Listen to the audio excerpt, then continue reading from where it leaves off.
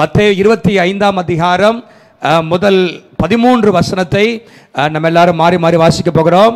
எல்லாம் எடுத்துக்கொள்ளுங்கள். மத்தேயு 25 முதல் 13 வசனங்கள் எல்லாம் எடுத்துட்டீங்களா? மத்தேயு 25ஆம் அதிகாரம் ஆண்டவராகிய இயேசு கிறிஸ்துவுடைய ஒலிவ மலையிலிருந்து அவர் பேசின காரியங்கள், ஆலிவர் டிஸ்கோர்ஸ் என்று சொல்வார்கள். அதில் இயேசு சொன்ன காரியங்களை நாம் வாசிக்க போகிறோம். மாறி மாறி வாசிப்போம். அப்பொழுது பரலோக ராஜ்யம் தங்கள் தீவெட்டிகளை பிடித்துக்கொண்டு மணவாளனுக்கு எதிர்கொண்டு போக புறப்பட்ட 10 கன்னிகைகளுக்கு ஒப்பாய் இருக்கும். அவர்களில் 5 பேர் புத்தி உள்ளவர்களும் 5 பேர் புத்தி இல்லாதவர்களுமாய் இருந்தார்கள். புத்தி இல்லாதவர்கள் தங்கள் தீவெட்டிகளை எடுத்துக்கொண்டு போனார்கள், எண்ணெயையோ கூட கொண்டு போகவில்லை. புத்தி உள்ளவர்கள் தங்கள் தீவெட்டிகளோடு கூட தங்கள் பாத்திரங்களில் எண்ணெயையும் கொண்டு போனார்கள். மணவாளன் வர தாமதித்த பொழுது அவர்கள் எல்லாரும் நித்திரை மயக்கமடைந்து தூங்கிவிட்டார்கள். நடு ராத்திரியிலே இதோ மணவாளன் வருகிறார், அவருக்கு எதிர்கொண்டு போக புறப்படுங்கள் என்கிற சத்தம் உண்டாயிற்று. அப்பொழுது அந்த கன்னிகைகள் எல்லாரும் எழுந்திருந்து தங்கள் தீவெட்டிகளை ஆயத்தப்படுத்தினார்கள். புத்தி இல்லாதவர்கள் புத்தி உள்ளவர்களை நோக்கி, உங்கள் எண்ணெயில் எங்களுக்கு கொஞ்சம் கொடுங்கள், எங்கள் தீவெட்டிகள் அணைந்து போகிறதே என்றார்கள். புத்தி உள்ளவர்கள் பிரதியுத்தரமாக, அப்படி அல்ல, எங்களுக்கும் உங்களுக்கும் போதாமல் இல்லாதபடி நீங்கள் விற்கிறவிடத்திலே போய் உங்களுக்காக வாங்கிக் கொள்ளுங்கள் என்றார்கள். அப்படியே அவர்கள் வாங்க போன போது மணவாளன் வந்துவிட்டார். ஆயத்தமாய் இருந்தவர்கள் அவரோட கூட கல்யாண வீட்டுக்குள் பிரவேசித்தார்கள், கதவும் அடைக்கப்பட்டது. பின்பு மற்ற கன்னிகைகளும் வந்து, ஆண்டவரே ஆண்டவரே எங்களுக்கு திறக்க வேண்டும் என்றார்கள். அதற்கு அவர், உங்களை அறியேன் என்று மெய்யாகவே உங்களுக்கு சொல்லுகிறேன் என்றார். சேர்ந்து வாசிப்போம். மனுஷகுமாரன் வரும் நாளையாவது நாளிகையாவது நீங்கள் அறியாதிருக்கிறபடியால் விழித்திருங்கள். ஹல்லேலூயா. ஆண்டவருடைய நாமம் மகிமைப்படுவதாக. இந்த சம்பவம் நம்ம எல்லாருக்கும் தெரிந்தது. ஆண்டவராகிய இயேசு கிறிஸ்துவுடைய ஊமைகளில் ஒன்றாக இந்த சம்பவம் இருக்கிறதை பார்க்கிறோம். ஆண்டவராகிய தேவன் இந்த சம்பவத்தின் மூலமாக, இந்த ஊமையின் மூலமாக சில முக்கியமான காரியங்களை நமக்கு ஆண்டவர் கற்றுத்தர விரும்புகிறார். இன்றைக்கு இந்த செய்தியின் தலைப்பு, check better check your oil. தீவெட்டியில் உங்களுக்கு என்ன இருக்கிறதா என்று சோதித்து பாருங்கள். தீவெட்டியில் என்ன இருக்கிறதா என்று சோதித்து பாருங்கள். வண்டியில் பெட்ரோல் இருக்கிறதா என்று சோதித்து பார்ப்பீங்க, அப்படிதானே? எப்போ ஊருக்கு கிளம்பும் போது பெட்ரோல் எவ்வளோ இருக்குது, டீசல் எவ்வளோ இருக்குது அப்படின்னு பார்த்துட்டு தான் வண்டி கார் எடுக்கணும்னா எடுப்போம். பார்க்காமே எவ்வளோ இருக்குதோ இல்லையோ, எப்படியோ போய் சேர்ந்துருவோன்னு போவீங்களா? டீசல் இல்லாமல் போச்சுன்னா வழியிலே நின்றோம், அது ட்ரை ஆயிரும், பிரேக் டவுன் ஆயிரும். அதே போல் ஆவிக்குரிய ஜீவியத்திலும் நம்முடைய வாழ்க்கையில் எண்ணெய் எப்பொழுது எரிந்து கொண்டே இருக்க வேண்டும். ஹல்லேலூயா. நம்முடைய தீவெட்டிகளில் எண்ணெய் இருந்து கொண்டே இருக்க வேண்டும். என்ன என்று சொன்னால் என்ன, அப்படிப்பட்ட காரியங்களை பின்னாடி பார்க்க போறோம். ஆனால் இந்த சம்பவத்தில் ஆண்டவராகிய இயேசு சிலவற்றை நம்மளுக்கு ஆண்டவர் கற்றுத்தர விரும்புகிறார். முக்கியமாக 3 காரியத்தை இயேசு இங்கே வலியுறுத்துகிறார். முதலாவதாக கற்றுக் கொடுக்கிற பாடம் என்னவென்று சொன்னால், மணவாளன் வரப்போகிறார். எத்தனை பேர் விசுவாசிக்கிறீங்க? The bridegroom is coming, the son of man is coming, Jesus is coming. இயேசு வரப்போகிறார். இந்த இடத்துல பார்க்கிறோம், மணவாளன் வந்துவிட்டார் என்கிற சத்தம் கேட்டது. மணவாளன் வரப்போகிறார். இயேசு இந்த உலகத்தில் வரப்போகிறார், மறுபடியும் வரப்போகிறார். 2000 ஆண்டுகளுக்கு முன்பாக முதல் முறையாக இயேசு இந்த உலகத்தில் நம்முடைய பாவத்தை மன்னிக்கும்படியாக சிலுவையில் ரத்தம் சிந்தும்படியாக வந்தார். ஆனால் மறுபடியும் வரப்போகிறார். ராஜாதி ராஜாவாக, நியாயாதிபதியாக இந்த உலகத்தை ஆளுகை செய்யும்படியாக இயேசு மறுபடியும் வரப்போகிறார். முதல் தடவை வந்தது எவ்வளவு உண்மையோ அவ்வளோ உண்மை, மறுபடியும் வரப்போகிறார். ஹல்லேலூயா. ரெண்டாவது என்ன ஆண்டவர் சொல்ல விரும்புகிறார்னா, வரப்போகிறார் உண்மைதான், எப்பொழுது வரப்போறார் நமக்கு யாருக்கும் தெரியாது. மணவாளன் வருகிற நேரத்தை யாரும் அறிய மாட்டார்கள். nobody knows when Jesus is coming. அங்கே 13ஆம் வசனத்தில் நீங்க பார்த்தீங்கன்னா சொல்லப்பட்டிருக்கிறது, மனுஷகுமாரன் வரும் நாளையாவது நாளிகையாவது நீங்கள் அறியாதிருக்கிறபடியால் விழித்திருங்கள். நாளையாவது நாளைக்கையாவது தெரியாது, நம்ம அறிய மாட்டோம். நீங்கள் 24ஆம் அதிகாரத்திலும் 42ஆம் வசனத்தில் பாருங்க, உங்கள் ஆண்டவர் இன்ன நாளிகையில் வருவார் என்று நீங்கள் அறியாதிருக்கிறபடியால் விழித்திருங்கள். திருடன் என்ன விதத்தில் வருவார் என்று வீட்டு ஜமான் அறிய மாட்டானே.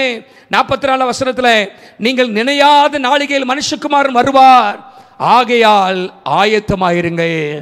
ஹல்லேலூயா. He will come at a time no one knows, nobody knows when Jesus is coming என்று அங்கே சொல்லப்பட்டிருக்கிறது. அவர் இன்றைக்கு வரலாம். வரலாமா வரக்கூடாதா? நாளைக்கு வரலாம், அடுத்த வாரம் வரலாம், எப்போ வேணாலும் இயேசு வரலாம். இயேசுடைய வருகைக்கான அடையாளங்கள் மிகவும் சமீபமாயிற்றன. நீங்கள் 24 வசனத்தில் அதிகாரத்தில் பார்த்தீங்கன்னா இயேசு அநேக அடையாளங்களை சொல்லிக் கொண்டிருக்கிறார். அவருடைய வருகைக்கான அடையாளங்களை குறித்து சீஷர்கள் கேட்கிறார்கள். உலகத்தின் முடிவுக்கும் உம்முடைய வருகைக்குமான அடையாளம் என்ன என்று 3ஆம் வசனத்தில் கேட்கும்போது இயேசு நிறைய காரியத்தை சொல்றாரு. ஆண்டவருடைய வருகையின் அடையாளங்களை 3 விதமாக பார்க்கலாம். ஒன்று, சபைக்குள்ளாக காணப்படுகிற அடையாளம், உலகத்திலே காணப்படுகிற அடையாளம், இஸ்ரவேல் தேசத்திலே காணப்படுகிற அடையாளம். அதாவது யூதர்களுக்குள்ளாக ecclesiastical science, global science and Jewish science, 3 விதத்திலே நம்ம பார்க்க முடியும் ஆண்டவராக இயேசு கிறிஸ்துடைய வருகைக்கான அடையாளங்கள். முதலாவதாக நீங்க பார்த்தீங்கன்னா சபைக்குள்ளாக சில அடையாளங்கள் காணப்படுகிறது. என்னன்னு சொன்னா, நீங்க வேதத்தில் வாசிக்கும் பொழுது 24:11 பார்த்தீங்கன்னா அநேக கள்ள தீர்க்கதரிசிகள் எழும்பி அநேகரை வஞ்சிப்பார்கள். கள்ள தீர்க்க தரிசனங்கள், கள்ள போதனைகள், துருபதேசங்கள் இன்றைக்கு பெருகி கொண்டன. அநேக மக்களை இன்றைக்கு வஞ்சித்துக் கொண்டிருக்கிறார்கள். தவறான காரியங்கள், தங்களுடைய லாபத்திற்காக சபை மக்களை இன்றைக்கு தவறான விதத்தில் நடத்தி கொண்டிருக்கிறார்கள். செழிப்பு உபதேசம், இன்னுமாக ஹைப்பர் கிரேஸ், மிகப்படுத்தப்பட்ட கிருபை என்று பலவிதமான தவறான போதனைகள் இன்றைக்கு வந்து கொண்டிருக்கிறது. நீங்கள் வேதத்தில் வாசிப்பீங்கன்னு சொன்னா 2 பேதுரு 2ஆம் அதிகாரம் முதல் 3 வசனத்தில் சொல்லப்பட்டிருக்கிறது, கடைசி காலத்தில் கள்ள தீர்க்கதரிசி எழும்புவார்கள். இன்னைக்கு அப்படிப்பட்ட காரியங்கள் இன்னைக்கு இருக்கிறத பார்க்கிறோம். இரண்டாவதாக, அநேகர் விசுவாசத்தை விட்டு போய்விடுவார்கள், விசுவாசத்தை மறுதலித்து விடுவார்கள். 2 தெசலோனிக்கேயர் 2ஆம் அதிகாரம் 3ஆம் வசனத்தில் போட்டிருக்குது, யாரும் உங்களை வஞ்சிக்காதபடிக்கு எச்சரிக்கையாயிருங்கள், விசுவாச துரோகம் முந்தி நேரிடும். விசுவாச துரோகம் என்ன, அப்பாஸ்டசி என்று சொல்வார்கள். இன்னைக்கு அநேகர் வேதத்தின் சத்தியத்தை விட்டு விலகி போய் கொண்டிருக்கிறார்கள். முக்கியமான சத்தியங்கள் விட்டு இன்றைக்கு மக்கள் தூரமாக the core truths of the gospel அதை விட்டு வெளியே போயிட்டு இருக்கிறாங்க. இன்னைக்கு அநேக சபைகள் இன்றைக்கு பல தேசத்தில் மூடப்பட்டு கொண்டிருக்கிறது. இதெல்லாம் ஆண்டவருடைய வருகைக்கான அடையாளங்கள் என்று பார்க்கிறோம். மூன்றாவதாக, சபைக்குள்ளாக காணப்படுகிற அடையாளம் அனலும் இல்லாத குளிரும் இல்லாத நிலை. கடைசி காலத்திலே அநேகருடைய அன்பு எப்படி போமா, தனிந்து போன்னு சொல்லப்பட்டிருக்கிறது. லவோதிக்கேயா சபையை குறித்து சொல்லும் போது வேதம் அங்கே சொல்லப்பட்டிருக்கிறது, மக்கள் அனலும் இல்லாமல் குளிரும் இல்லாமல் இருக்கிறாங்க. ஜெப வாழ்க்கையில் அனல் இல்லை, வேத வாசிப்பில் அனல் இல்லை, ஆண்டவருக்காக வைராக்கியமாக வாழ்கிற மக்கள் இல்லை. உலகத்தின் பக்கம் ஒரு கால, சபையில் ஒரு காலை வச்சுட்டு இங்கே வேணும் அங்கே வேணும் என்று சொல்லி அனலும் இல்லா குளிரும் இல்லாத வாழ்க்கை, லேக் ஆஃப் ட்ரூ சீல், கர்த்தருக்காக வைராக்கியம் பாராட்ட மக்கள் இல்லை. ஆண்டவரை சார்ந்து கர்த்தரிடத்தில் அற்புதங்களை பெற்றுக்கொள்ளக்கூடிய மக்கள் இன்றைக்கு இல்லை. ஸ்பிரிச்சுவலி புவராக இருக்கிறாங்க. அது மாத்திரமல்ல, சபைக்குள்ள காணப்படுகிற இன்னொரு காரியம் துன்பப்படுதல், பெர்சிக்யூஷன். 24:9 போட்டிருக்குது, அநேகர் உங்களை துன்பப்படுத்துவார்கள். இன்றைக்கு தேசத்தில் பாருங்க, சபையில் துன்பங்கள் வந்து கொண்டிருக்கிறது. சத்தியத்துக்காக நிற்கிற மக்கள் இன்னைக்கு பாதிக்கப்படுறாங்க, சிறைச்சாலைக்கு அனுமதிக்கிறாங்க என்றெல்லாம் நம்ம பார்க்குறோம். அது மாத்திரமல்ல, உலகம் முழுவதும் இன்னைக்கு சுவிசேஷம் போய்கொண்டே இருக்கிறது. ஹல்லேலூயா. அதுவும் ஒரு அடையாளம் தான். திருச்சபை மூலமாக இன்றைக்கு ஒரு பக்கம் உபத்திரவம் இருந்தாலும் இன்னொரு பக்கம் பாருங்க, மீடியா, டெக்னாலஜி, இன்டர்நெட் மூலமாக சுவிசேஷம் போய்கொண்டே இருக்கிறது. ஆகவேதான் இயேசு சொன்னார், இந்த ராஜ்யத்தின் சுவிசேஷம் பூமியில் உள்ள எல்லாருக்கும் பிரசங்கிக்கப்படும் என்று. கடைசி காலத்தில் ஒரு எழுப்புதலையும் பார்க்க போகிறோம். ஹல்லேலூயா. இதெல்லாம் சபைக்குள்ளாக, சபையிலே காணப்படுகிற அனலும் இல்லாத குளிரும் இல்லாத நிலை, சபையிலே காணப்படுகிற உபத்திரவங்கள், சபையிலே காணப்படுகிற விசுவாச துரோகங்கள், துருபதேசங்கள். இன்னும் உலக அளவில் நீங்க பார்த்தீங்கன்னா குளோபல் சயின்ஸ், உலகத்தில் நடக்கிற சம்பவத்தை குறித்து இயேசு அங்கே சொல்லியிருக்கிறார் 24ஆம் அதிகாரத்தில். என்னன்னா, யுத்தங்கள் யுத்தங்கள் யுத்தங்களின் செய்திகளை கேள்விப்படுவீர்கள் என்று இயேசு அங்கே சொல்லியிருக்கிறத நம்ம பார்க்குறோம். இன்றைக்கு எங்கே பார்த்தாலும் யுத்தங்கள், எங்கெல்லாமோ யுத்தம் நடக்குது. உக்ரைன், ரஷ்யா போர், ஈரான் இஸ்ரேல் போர், ஹமாஸ் இஸ்ரேல் நடுவில் பிரச்சனைகள். இன்றைக்கு 3ஆம் உலக யுத்தம் ஆரம்பிப்பதற்கான சகல விதமான காரியங்களும் இன்றைக்கு ஆயத்தமாய் கொண்டிருக்கிறது. ஈரானோடு இன்னைக்கு ரஷ்யா சேர்ந்துட்டா உலக மகா போர் வருவதற்கான ஆயத்தங்கள் இருக்கிறது. எசேக்கியேல் 38-39 அதிகாரத்தில் சொல்லப்பட்ட சம்பவங்கள் நடப்பதற்கான எல்லா ஆயத்தங்களும் இருக்கிறது. Wars, rumours of wars, global conflict, என்னமாக பஞ்சங்கள், பஞ்சம். 7ஆம் வசனத்தில் 24:7 இயேசு சொல்றாரு, பஞ்சங்கள் வரும்.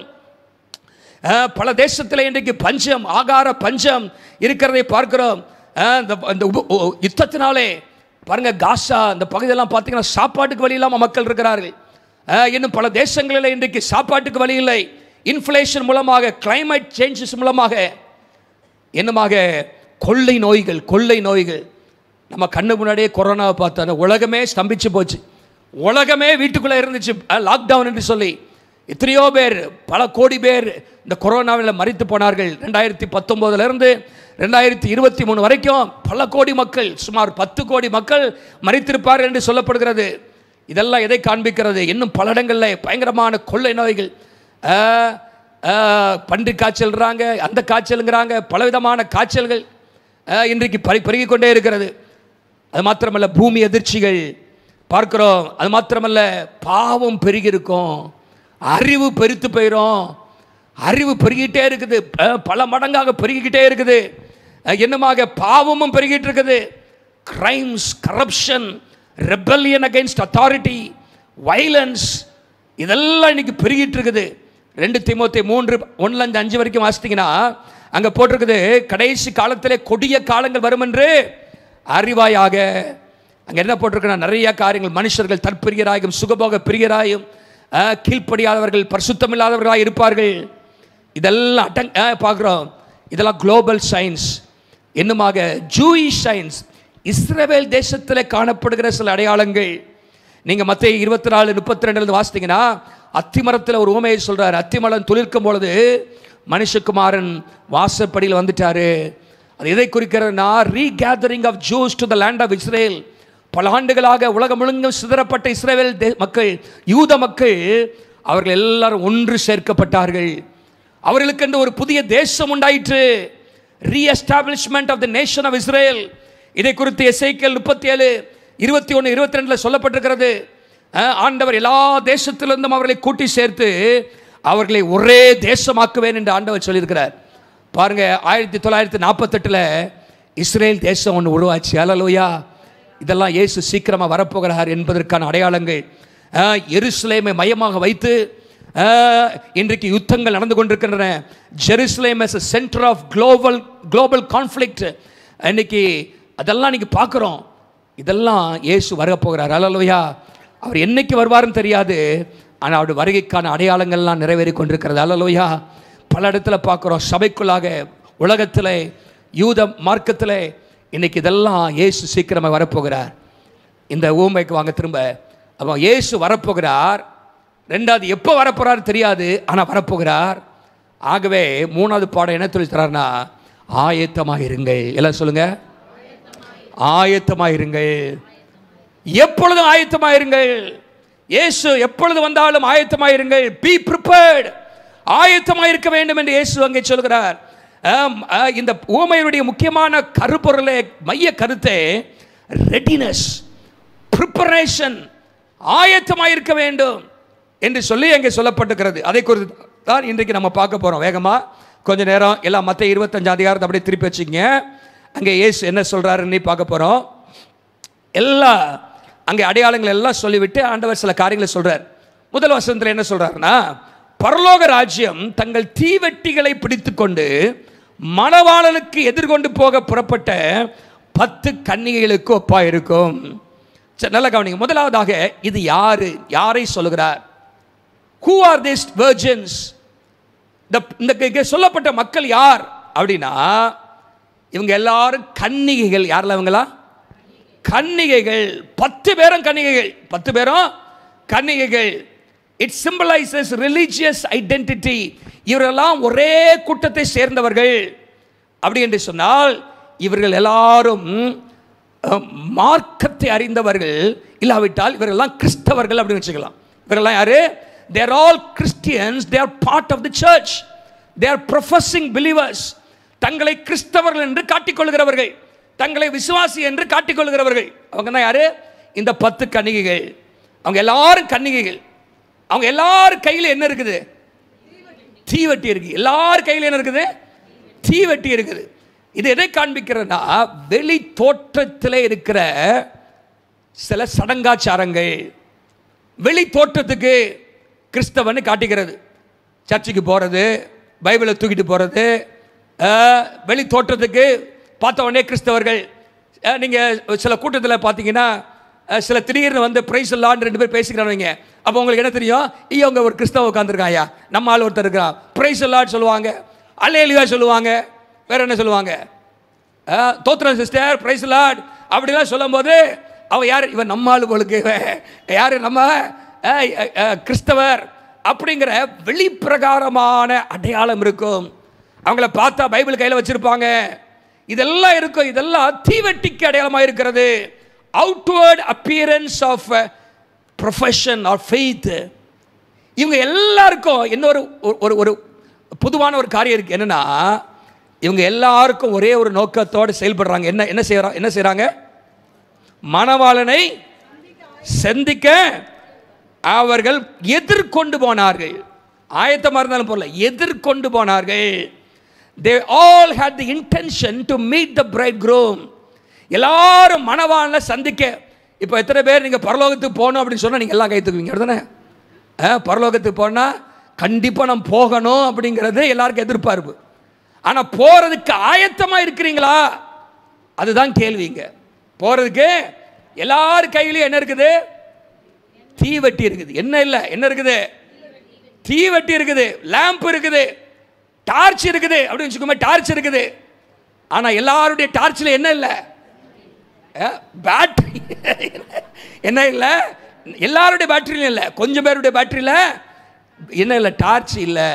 டார்ச் இல்லை, பேட்டரி. பேட்டரி டார்ச்சில் என்ன இல்லை? விளக்கில் என்ன இல்லை? எண்ணெய் இல்லை.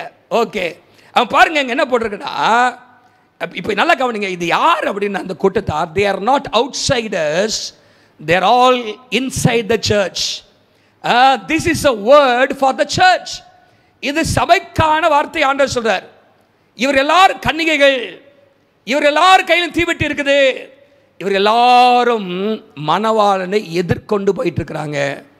அப்போ எல்லாரும் ஒரே ட்ரெஸ் போட்டிருக்க மாதிரி வச்சுக்கலாம். எல்லார் கையிலும் விளக்கு இருக்குது, தீவெட்டி இருக்குது, எல்லாருக்கும் ஒரு நோக்கம் இருக்குது. அப்போ இந்த சம்பவம் சபைக்குள்ள இருக்கிற மக்களை தான் சொல்றாரு ஆண்டவர். என்ன சொல்றாரு? சபைக்குள்ள. இப்போ 2வது பாயிண்ட்டுக்கு வாங்க. 2வது பாயிண்ட்ல இப்போ முதல்ல 10 கன்னிகைகள் அப்படி தானே பொதுவாக சொல்லிட்டாரு. அப்போ இவங்க எல்லாரும் சபைக்குள்ளா இருக்கிறவர்கள் அப்படின்னு சொல்லிட்டார். இப்போ 2வது வசனத்திலையும் 3வது வசனத்திலையும் இந்த சபைக்குள்ளா இருக்கிறவங்க 2ஆ பிரிச்சுறாரு ஆண்டவர். எப்படி பிரிச்சுறாரு? எப்படி பிரிக்கிறாரு? புத்தி இல்லவர்கள், புத்தி இல்லாதவர்கள். புத்தி இல்லாதவர்கள் நம்ம நல்லா வாசல் போட்டிருக்கு. இன்னொரு வார்த்தை சொன்னா முட்டாள்கள் அப்படின்னு சொல்லலாம், அப்படிதானே? இவங்கெல்லாம் ஞானமாக செயல்பட்டவங்க, இவங்கெல்லாம் முட்டாள்கள். அப்போ புத்தி உள்ளவர்கள், புத்தி இல்லாதவர்கள் என்ன பண்ணுறாரு? இயேசு அங்கே 2ஆ பிரிக்கிறாரு. பாருங்க, ஆண்டவர் பல இடங்களில் 2ஆக பிரிச்சிருக்கிறாரு.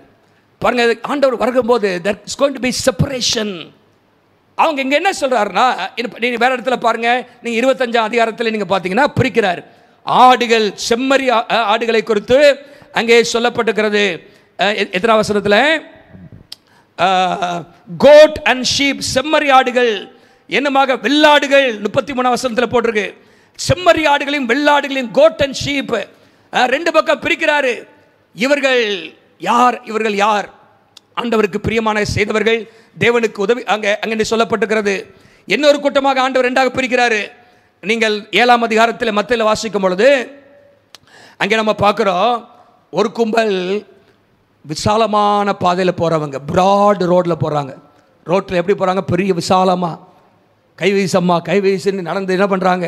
கையை ஆட்டிக்கிட்டு சுத்தமாக போகிறாங்க. இன்னொரு பக்கம் கையை கூட அசைக்க முடியாமல் நேரவோ ரோட்டில் போகிறாங்க.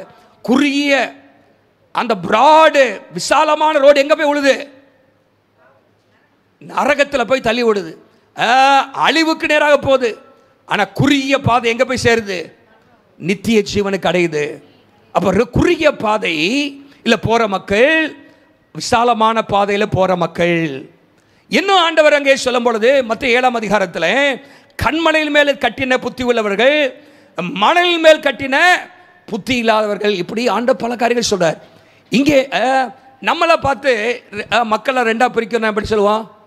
இவங்க பணக்காரங்க, இவங்க ஏழைகள், இவங்க படித்தவங்க, இவங்க படிக்காதவங்க, இப்படி தான் நம்ம பிரிப்போம். ஆனால் ஆண்டவருடைய பார்வையில் 2 தான். ரட்சிக்கப்பட்டவங்க ரட்சிக்கப்படாதவங்கன்னு வெளியேவும் அப்படி பிரிக்கிறாரு. சபைக்குள்ளாகவும் எனது புத்தி உள்ளவர்கள் புத்தி இல்லாதவர்கள், புத்தி உள்ளவர்கள் புத்தி இல்லாதவர்கள். நீங்கள் சாவர நேரத்தில் உங்களை இவர் படித்தவர் அப்படி இல்லை பாருங்கள். ஒரே ஆண்டோட பார்வையில் ஒன்றே ஒன்று இதுதான் முக்கியம். நீங்கள் ரட்சிக்கப்பட்டிருக்கீங்களா? பாவம் மன்னிக்கப்பட்டிருக்குதா? இவர் இந்த தேசத்தில் வாழ்ந்தவருங்க, இந்த நாட்டில் இருந்தவங்க அப்படிலாம் இல்லை. ரட்சிக்கப்பட்டிருக்காரா? பாவம் மன்னிக்கப்பட்டிருக்குதா? அதுதான் பரலோகத்தின் பார்வையில் முக்கியம். நம்ம சபைக்குள்ளாக இருக்கிற மக்கள் இன்றைக்கு கிறிஸ்தவர்கள் என்று சொல்லிக்கொள்கிற ஒரு பெருங்கூட்ட ஜனங்களையும் கர்த்தர் ரெண்டாக பார்க்கிறார். புத்தி உள்ளவர்கள் புத்தி இல்லாதவர்கள் என்று சொல்லி நம்ம அங்கே பார்க்கிறோம். அவங்க புத்தி உள்ளவர்கள் என்ன செஞ்சார்களா? அங்கே போட்டிருக்க வாசிங்க. புத்தி உள்ளவர்கள் என்ன செஞ்சாங்க? முதல்ல புத்தி இல்லாதவர்கள் தங்கள் தீவெட்டிகளை எடுத்துக்கொண்டு போனார்கள். தீவெட்டி எடுத்துகிட்டு போகிறாங்க, எல்லாத்தையும் எடுத்துகிட்டு பைபிள்லாம் கையில் வச்சுக்கிறலாம் சரிதான், ட்ரெஸ் எல்லாம் போடுறது சரிதான், எல்லாம் போட்டு முக்காடெல்லாம் போட்டு உட்கார்ந்துருக்கலாம் சரிதான், எல்லாம் போட்டுட்டு தான் இருந்தாங்க. ஆனால் என்ன உண்மை இல்லைன்னா என்ன இல்லை, என்ன இல்லைங்க, என்ன இல்லை அப்படின்னா என்னன்னா என்ன என்ன எண்ணெய் அப்படிங்கும்போது பொதுவாக நீங்கள் பரிசுத்த ஆவியானவரை குறிக்குது. எண்ணெய் என்பது தேவனோடு உள்ள உறவு, அவர் devotion to God, our relationship with God, our relationship with the Holy Spirit, prayer, word, obedience, ஜெப வாழ்க்கை, வேத வாசிப்பின் வாழ்க்கை, கீழ்ப்படிதல் வாழ்க்கை, இப்படிப்பட்ட ஒரு வாழ்க்கை, பரிசுத்த ஆவியினால் நிரப்பப்பட்ட ஒரு வாழ்க்கை, தேவனுக்கு பிரியமான ஒரு வாழ்க்கை, அதுதான் எண்ணெய். எண்ணெய் வெளி தோற்றத்துக்கு நம்ம எப்படி இருக்கிறோம்ல, நம்ம வசனத்துக்கு கீழ்ப்படுகிறோமா? வசனத்துக்கு நம்ம அர்ப்பணிச்சிருக்கிறோமா? தேவனோடு நமக்கு உறவு இருக்கிறதா? தேவன் வெறுக்கிறதை நாம் வெறுத்து தேவன் விரும்புகிறதை நாம் விரும்புகிறோமா? That is what the oil means. இது ஆயில் இல்லை, என்ன இல்லாமல் தீவட்டியை மாத்திரம் கொண்டு போகிறதில்ல புண்ணியம், பைபிள் மாத்திரம் கையில் வச்சிருக்கிறதுல பிரயோஜனமா? பைபிள் வாசித்து அதன்படி நடக்கணும், அப்படி தானே? பைபிள் இருக்குதுப்பா, நான் பரலோகத்து பேருன்னு போக முடியுமா? நீங்கள் நான் சர்ச்சுக்கே போகிறேன், நான் I belong to the search அப்படின்னு ஆண்டவர்கிட்ட போய் சொன்னீங்கன்னா, நான் பின்னாடி அதை கூட சொல்கிறேன், அப்படி நான் விட்டுருவார் ஆண்டவர். நான் காணிக்க போட்டேன், இத்தனை வருஷமாக நான் காணிக்க போடாமலே இல்லை அப்படின்னு இல்லை. என்ன ஆண்டவர், தீவெட்டி இருக்கலாம் தீவெட்டி, ஆனால் தீவெட்டிக்குள்ளே என்ன இருக்கிறதா முக்கியம். Better check your oil.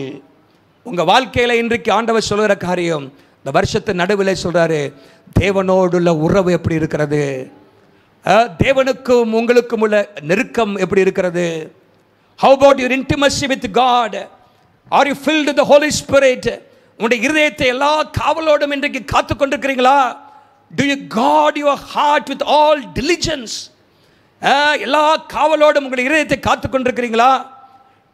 உங்களுடைய விசுவாசம் இன்றைக்கு உயிருள்ள விசுவாசமாக இருக்குதா என்பதை சற்று யோசித்து பார்க்கணும். அங்கே போடப்பட்டிருக்கிறது, அவர்கள் புத்தி இல்லாதவர்கள் தீவெட்டி வச்சிருந்தாங்க, எண்ணெய் வைக்கல. புத்தி உள்ளவர்கள் தங்கள் தீவெட்டிகளோடு கூட எண்ணெயும் வச்சிருந்தாங்க. ஒரு சொல்லுங்க பார்க்கலாம், அதான் ரொம்ப முக்கியம். It's not just profession, it's our relationship with God. ஆண்டவரோடு இருக்கிற உறவு என்ன இருக்கிறதா முக்கியம். ஆகவே நம்ம ஆரம்பத்தில் ஒரு படம் நீங்கள் பார்த்துருப்பீங்கல்ல, செக்கிங் த ஆயில். விளக்கு இருக்குது, ஆனால் என்ன இருக்கணும் அங்கே உள்ள என்ன இருக்குதா? ஹல்லேலூயா. பெரிய பெரிய விளக்கு வச்சுருக்கலாம், ஆனால் எரியணும் அது. ஹல்லேலூயா. அங்கே பாருங்கள், விளக்கு இருக்குது, இந்த விளக்கில் என்ன கொஞ்சம் பாதியாக இருந்துருச்சு, அது எங்கே போய் எவ்வளோ தூரம் போகன்னு தெரியாது. ஆனால் பெட்டர் செக் யுவர் ஆயில். ஹல்லேலூயா. உங்கள் வாழ்க்கையில் என்ன இருக்கிறதா?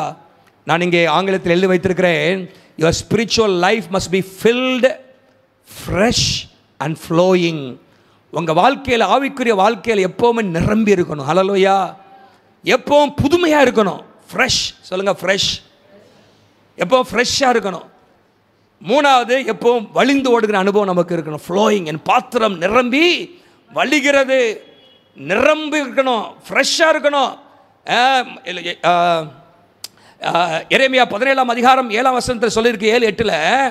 எரேமியா 17:7-8 சொல்லப்பட்டிருக்கிறது, கர்த்தர் மேல் நம்பிக்கையை வைத்து கர்த்தரே தன் நம்பிக்கையை கொண்டிருக்கிற மனுஷன் பாக்கியவான்.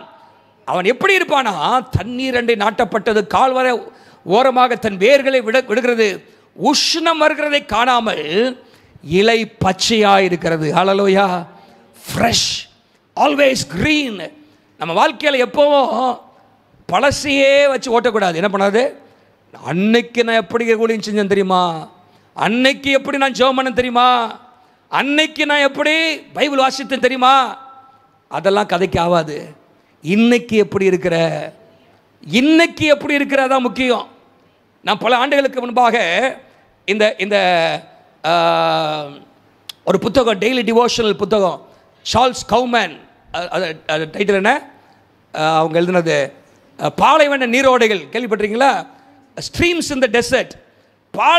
அதில் ஒரு இதில் எழுதியிருந்தாங்க, இந்த இந்த என்னது யோசேப்புடைய அந்த நேபுகாத் நேச்சார் தரிசனம் காண்றாருல, யோசேப்பு வியாக்கியானம் சொல்கிறாருல, அந்த நேபுகாத் நேச்சாருடைய தரிசனத்தில் 7 என்ன மாடு, முதல்ல கொளுத்த நல்ல கொழுன்னு இருக்கு.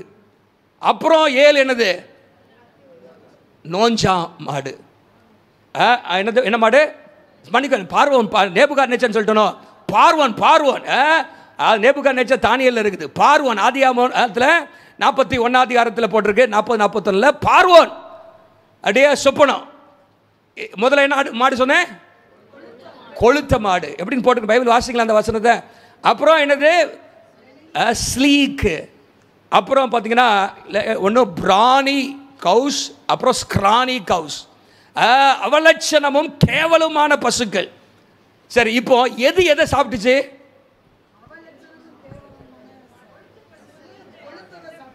கொளுத்த பசு அவலட்சணம் சாப்பிட்டுச்சா? அவலட்சணமான பசு, கேவலமான பசு, நோஞ்சாம் பசு, கொளுத்த பசு என்ன போட்டுச்சா? விழுங்கி போட்டுச்சான்.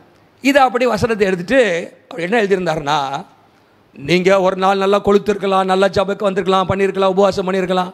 ஆனால் இன்றைக்கி நோஞ்சானா இருந்தீங்கன்னா இது அதை சாப்பிட்றோம், அதெல்லாம் ஒன்றும் இல்லாமல் போயிடும். அப்போது நேற்றைய காரியத்தை வச்சு இன்றைக்கி ஓட்ட முடியாது. இன்றைக்கி நீங்கள் கொழுமையாக இருக்கணும். ஹல்லேலூயா. You must be filled today. You must be fresh today. You must be overflowing with the presence of God, with the power of God. உங்கள் வாழ்க்கையில் அப்படிப்பட்ட ஒரு காரியம் இருக்க வேண்டும் என்று கர்த்தர் விரும்புகிறார். பாருங்க, எண்ணெய் கொண்டு போகவில்லை நம்ம வாழ்க்கையில். எண்ணெய் தேவனோடுள்ள உறவு, தேவனால் நிரப்பப்பட்ட ஒரு வாழ்க்கை, அர்ப்பணிக்கப்பட்ட ஒரு வாழ்க்கை, வசனத்துக்கு கீழ்ப்படுகிற வாழ்க்கை, அதுதான் எண்ணெயை கொண்டு போகிறது. ஹல்லேலூயா. அது ரொம்ப ரொம்ப அவசியம். இப்போ மூணாவது பார்த்தீங்கன்னா, அப்போ முதல்ல சொன்னேன் ஹூ ஆர் தே, அவங்க யார்? எல்லாரும் அவர்கள் அங்கே சபைக்குள்ளாக இருக்கிறவங்க என்று நம்ம பார்க்குறோம். ரெண்டாவதாக சபைக்குள்ளாக இருக்கிற கூட்டத்தை ரெண்டாக பிரிச்சுறார் ஆண்டவர். புத்தி உள்ள ஒரு கூட்டம், புத்தி இல்லாத கூட்டம். சபைக்குள்ள இருக்கிறாங்க, அவங்க எல்லாருக்கும் என்னன்னு தெரியும், இயேசுனா யாருன்னு தெரியும். ஆனால் இயேசுவோட உறவு அவங்கள்ட்ட இல்லை. சபைனா என்னன்னு தெரியும், பைபிள்னா என்னன்னு தெரியும், ரட்சிப்புனா என்னன்னு தெரியும். ஆனால் இது தங்களுடைய வாழ்க்கையிலே அவர்கள் அனுபவமாக்கி கொள்ளவில்லை. அனுபவமாக்கினவர்கள் புத்தி உள்ளவர்கள், அனுபவமாக்காதவர்கள் புத்தி இல்லாதவர்கள். அடுத்து என்ன போட்டிருக்குன்னா, இப்போ நல்லா கவனிங்க, மணவாளன் வர தாமதமான போது, இப்போ எல்லாரும் வருகைக்காக என்ன எதிர்பார்த்துட்டு இருக்கிறாங்க. ஆனால் ஆண்டவர் வருகை என்ன ஆயிடுச்சுங்க, மணவாளனுடைய வருகை தாமதமாக, டாரிஸ். அங்கே தாமதம் ஆக வந்தார் என்று சொல்லப்பட்டிருக்கிறது. ஆனால் வந்தார், அப்படி தானே பின்னாடி போட்டு வந்தாரா அந்த இல்லையா? ஆனால் என்ன வச்சுங்க, தாமதம் ஆன போது எல்லாரும் தூங்கிட்டாங்களா? என்ன பண்ணாங்க? எல்லாரும் வருவார்னு. இங்கே யார் புத்தி உள்ளவர்களும் தூங்கினாங்க, புத்தி இல்லாதவர்களும் தூங்கினாங்கன்னு தான் போட்டிருக்கு. நல்லா கவனிங்க, தூக்கம் என்பது நம்முடைய வாழ்க்கையில் இயற்கையாக வருகிற சில காரியங்கள். ஆனால் ஆவிக்குரிய தூக்கம் நம்ம வாழ்க்கையில் வந்துடக்கூடாது. இந்த புத்தி உள்ளவர்கள் அவர்கள் என்ன செஞ்சாங்க, தூங்கினாலும் சரீர பிரகாரமாக தூங்கினாலும் ஆவிக்குரிய வாழ்க்கையில் விழிப்பாக இருந்தாங்க, ஆவிக்குரிய வாழ்க்கையில் ஆயத்தமாக இருந்தாங்க. புத்தி இல்லாதவர்கள் ரெண்டு விதத்திலும் தூங்கினாங்க. நம்ம வாழ்க்கையில் கவனமாக இருக்கணும். பாருங்கள், டிலே, நம்முடைய வாழ்க்கையில் தாமதமாகிற நாட்கள் நம்முடைய விசுவாசத்தை பரீட்சை பார்க்கிற நாட்கள். தாமதமாக ஆக என்ன வரமாட்டேங்கிற நம்ம வேலையை பார்ப்போம் அப்படின்னு அங்கேருந்து கண்ணை எடுத்துகிட்டு இங்கே வந்துடக்கூடாது. டிலே டெஸ்ட் அவர் ஹார்ட். இந்த தாமதம் நம்முடைய வாழ்க்கையிலே நம்மை பரீட்சிக்குது. delay can expose the difference between genuine and superficial faith. இந்த தாமதமாகிற இந்த நாட்கள் தான் நம்முடைய விசுவாசம் உண்மையான விசுவாசமாக இருக்குதா, இல்லாவிட்டால் மேலோட்டமான விசுவாசமாக இருக்குதா, ஆழமான விசுவாசமாக இருக்குதா, மேலோட்டமான விசுவாசமாக இருக்குதா. True faith requires endurance. உண்மையான விசுவாசம் சோர்ந்து போகாமல் தளர்ந்து போகாமல் ஆண்டவருடைய வருகைக்காக பொறுமையோடு காத்து கொண்டே இருக்கும். ஹல்லேலூயா. ஆண்டவருடைய வருகைக்காக பிரயாசப்பட்டு கொண்டே இருக்கும், கண்களை மேலே வைத்து கொண்டே இருக்கும். ஆனால் தாமதம் ஆயிடுச்சு அப்படின்னு சொல்லி கண்ணை எடுத்துறாது. இங்க பாருங்க, தாமதம் delay tests our faith. Waiting for Jesus requires endurance. True faith endures, watches and waits. உண்மையான விசுவாசம் பொறுமையோடு காத்திருக்கும், விழித்திருக்கும். அது பொறுமையோடு ஆண்டவருடைய வருகையை எதிர்நோக்கி இருக்கும். நல்லா கவனிங்க, தாமதம் ஆகிட்டே இருக்குன்னு சொல்லி நம்முடைய கண்கள் ஆண்டவரை விட்டு போயிடக்கூடாது. தாமதம் ஆகிட்டு இருக்குன்னு சொல்லி ஆவிக்குரிய நிர்விசாரம் வந்துடக்கூடாது. தாமதமாகுதுன்னு சொல்லி உலகத்தில் மூழ்கி போயிடக்கூடாது. நம்முடைய கண்கள் மேலேயே இருக்கணும். ஒரு வேலை சொல்லுங்க பார்க்கலாம். இப்படி தாமதம் ஆகிச்சு உண்மைதான். திடீர்னு ஒரு சத்தம் வருது, நடுராத்திரியில் வருது. எப்போ வருது? என்ன வந்துச்சா? நடுராத்திரியிலே இதோ மணவாளன் வருகிறார். midnight cry, behold bridegroom is coming. எனது மணவாளன் வருகிறார் என்கிற சத்தம் அங்கே என்ற சத்தம் உண்டாயிற்று. மணவாளன் வருகிறார் அப்படின்னு எப்போ வந்துச்சா? நடுராத்திரியிலே. அப்படின்னா பாருங்க, ஒரு எதிர்பாராத வேலையில், அன்எக்ஸ்பெக்டட் டைம், ஒரு இன்கன்வீனியன்ட் டைம், ஒரு டார்க் கவர், ஒரு எதிர்பாராத ஒரு வேலை. திடீர்னு வந்துட்டார் ஆண்டவர். எப்படி வந்துட்டாரு ஆண்டவர்? எப்படி வருவாரா? திருடனை போல தான் வருவார். அல்லேலூயா. திருடன் சொல்லிட்டு வருவானா, சிஸ்டர் திறந்து வச்சுருங்க, இல்லாட்டி வெளியே ஒரு 5 பவுன் நகை மட்டும் வச்சுட்டு போங்க, நான் எடுத்துகிட்டு போயிடுறேன்னு சொல்லிட்டு வருவான். திருடனை போல வேதத்தில் பல இடத்துல சொல்லப்படும். இயேசுவும் முந்தின அதிகாரத்தில் சொல்கிறாரு, பவுல் அப்போஸ்தலர் 1 தெசலோனிக்கர் 5ஆம் அதிகாரத்தில் சொல்கிறாரு, வெளிப்படுத்தின விசேஷத்தில் 16ஆம் அதிகாரத்தில் சொல்லப்பட்டிருக்கிறது, திருடனை போல வருகிறார். அல்லேலூயா. அன்எக்ஸ்பெக்டட். எப்போ வரமாட்டான்னு நினைக்கிறீங்களோ அப்போ தான் வருவார். அப்போ ரொம்ப ஜாக்கிரதையாக இருக்க வேண்டும். நடுராத்திரிலே இன் அ ஸ்பிளிட் செகண்ட் இன்ஸ்டன்ட்லி இயேசு அங்கே மணவாளன் வந்துவிட்டார் என்கிற சத்தம் அங்கே வருகிறதை நாம் அங்கே பார்க்கிறோம். பாருங்க, நம்முடைய வாழ்க்கையில் ரொம்ப ரொம்ப முக்கியம். இயேசு வரப்போகிறார், ஆனால் எப்போ வரார் நமக்கு தெரியாது. எதிர்பாராத நேரத்தில் இயேசு வருவார். ஹல்லேலூயா. அடுத்தது வந்துட்டோம். என்ன நடக்குது அப்படின்னு சொன்னால், என்ன நடக்குது? மணவாளன் அங்கே வந்து சத்தம் உண்டாயிற்று. அப்பொழுது அந்த கன்னிகைகள் எல்லாரும் எழுந்திருந்து தங்கள் தீவெட்டிகளை எல்லாம் தீவெட்டி எடுத்துகிட்டு போகிறான். தீவெட்டி எடுக்கிறான். ஆனால் நிறைய பேருக்குள்ள தீவெட்டிகள் என்ன இல்லை, எண்ணெய் இல்லை. புத்தி உள்ளவர்கள் புத்தி இல்லாதவர்கள் புத்தி உள்ளவர்களை நோக்கி, உங்கள் எண்ணெய்களில் எங்களுக்கு தீவெட்டி இருக்குது, எண்ணெயை காணோம். கேட்குறாங்க, ஐயோ கொஞ்சம் எண்ணெயை கொடுங்கப்பா, எண்ணெய் கொடுங்க அப்படின்னு சொல்லி கேட்குறாங்க. எங்கள் தீவெட்டிகள் அணைந்து போகிறதே. புத்தி உள்ளவர்கள் பிரதித்திரமாக சொல்கிறாங்க, அப்படி அல்ல, நீங்கள் போய் உங்களுக்காக நீங்களே என்ன பண்ணிக்கிங்க, வாங்கிக்கிங்க அப்படின்னு சொல்கிறாங்க. 10ஆம் வசனத்தில், அவர்கள் வாங்க போன பொழுது மணவாளன் வந்து விட்டார். ஆயத்தமாக இருந்தவர்கள், அண்டர்லைன் பண்ணுங்க, ஆயத்தமாக இருந்தவர்கள் அவரோடு கூட கல்யாண வீட்டுக்குள். ஓகே, இதில் 2 காரியம் சொல்ல போகிறேன், நல்லா கவனிங்க. Give us your oil. ஒரு ப்ளீ வருது.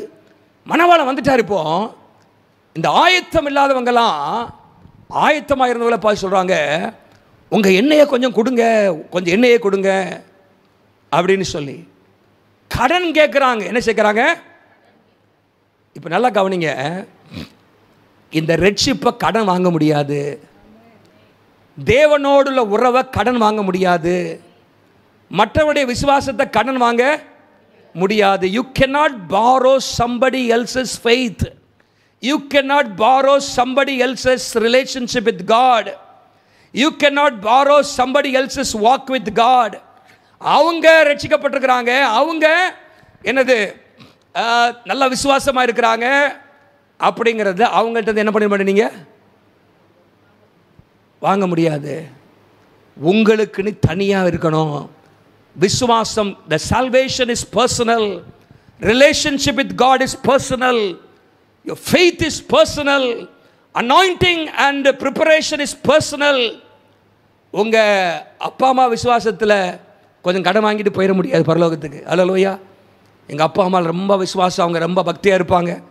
ஆகவே எப்படி ஆகிலும் அவங்க விசுவாசத்தில் கொஞ்சம் ஒட்டிக்கிட்டு நான் பரலோகத்துக்கு போக முடியாது. You cannot rely on your parents faith or partners faith. உங்களுடைய கணவன் மனைவி, எங்கள் மனைவி ஒழுங்காக சர்ச்சுக்கு போயிடுவாப்பா, நல்லா ஊக்கமாக சர்ச்சில் ஜெபம் பண்ணுவா, பைபிளை தூக்கிட்டு தான் எப்போ இருப்பா, எப்போ பார்த்தாலும் பைபிள் இருப்பா, இப்படியாவது நான் அவருடைய சேலையை பிடிச்சிக்கிட்டு பரலோகத்துக்கு போக முடியாது. பேண்ட்டை பிடிச்சிட்டு போக முடியாது, சேலையை பிடிச்சிட்டோம் போக முடியாது. It is something that is personal. Parents ஃபெய்த்தும் உதவாது, பார்ட்னர்ஸ் ஃபெய்த்தும் உதவாது, பாஸ்டர்ஸ் ஃபெய்த்தும் உதவாது. எங்கள் பாஸ்டர் நல்லா ஜெபம் பண்ணுறார் எனக்காக, எப்படியாவது அவருடைய ஜெபம் என்ன பரலோகத்துக்கு கொண்டு போயிடக்கூடாது. அவர் ஜெபம் பண்ணுவார். ஆனால் நீங்கள் என்னவா இருக்கணும்? நீங்கள் தனிப்பட்ட விதத்தில் ஆண்டவரை தேடணும், ஆண்டவரை தேடணும், ஆண்டவரோடு நல்ல உறவு வைக்கணும், ஆண்டவரோடு நெருங்கி ஜீவிக்கணும், பரிசுத்தமாக வாழணும். நல்லா கவனிங்க, ஒரு வார்த்தை சொல்கிறேன். Spiritual readiness cannot be transferred or borrowed. அப்படின்னா நான் ஆயத்தமாக இருக்கிறேன்னு சொல்லி என்னுடைய ஆயத்தத்தை மற்றவங்களுக்கு கடத்தவும் முடியாது. நான் ஆயத்தம் இல்லாத நான் மற்றவங்களோட ஆயத்தத்திலிருந்து கடன் வாங்கவும் முடியாது, கடத்தவும் முடியாது, கடன் வாங்கவும் முடியாது. It is not transferable and borrowable. விசுவாசத்தை என்ன பண்ண, அதாவது ஆண்டோட வருகை போது இன்னொருத்தர் விசுவாசத்தை நான் கொஞ்சம் கடன் வாங்கிட்டு போயிடலான்னு போக முடியாது. இந்த பூமியில் இருக்கும்போது அவங்க விசுவாசத்தை பின்பற்ற ஆரம்பிக்கலாம். ஆனால் அவங்க வாங்கி வச்சிருக்கிற விசுவாசத்தில், அவங்க விசுவாசத்தில் வல்லவனாக இருப்பாங்க, 100% வச்சுக்கலாம் வச்சுக்கோமே, அதில் எனக்கு ஒரு 10% கொடுங்கன்னு வாங்கிட்டு இருக்க முடியாது. நீங்கள் தான் அந்த விசுவாசத்தில் வளரணும். Hallelujah. It is not transferable or even borrowable. So spiritual readiness cannot be transferred or borrowed. தனிப்பட்ட விதத்தில் இங்கே பாருங்கள், கடன் வாங்க போகிறாங்க. அங்கே சொல்லப்பட்டிருக்கிறது, மணவாளன் வந்து விட்டார். என்னாச்சு? அவர் ஆயத்தமாக இருந்தவர்கள் என்ன செஞ்சாங்களா? என்ன போட்டிருக்கு? ஆயத்தமாக இருந்தவர்கள் அவரோடு கூட கல்யாண வீட்டுக்குள் ஆயத்தமாக, எண்ணெயை வச்சுட்டு ஆயத்தமாக இருந்தவங்க. யாருடைய வாழ்க்கையிலெல்லாம் எண்ணெய் இருந்ததோ, உறவு இருந்ததோ, விசுவாசம் இருந்ததோ, பக்தி இருந்ததோ, பரிசுத்தம் இருந்ததோ, தேவ பயம் இருந்ததோ, உத்தமம் இருந்ததோ, நீதி இருந்ததோ, அவர்கள் ஆயத்தமாக இருந்தவர்கள் அவரோடு கூட கல்யாண வீட்டுக்குள்ளே போயிட்டாங்க. ஒரு சொல்லுங்க பார்க்கலாம். பரலோகத்துக்கு போயிட்டாங்க.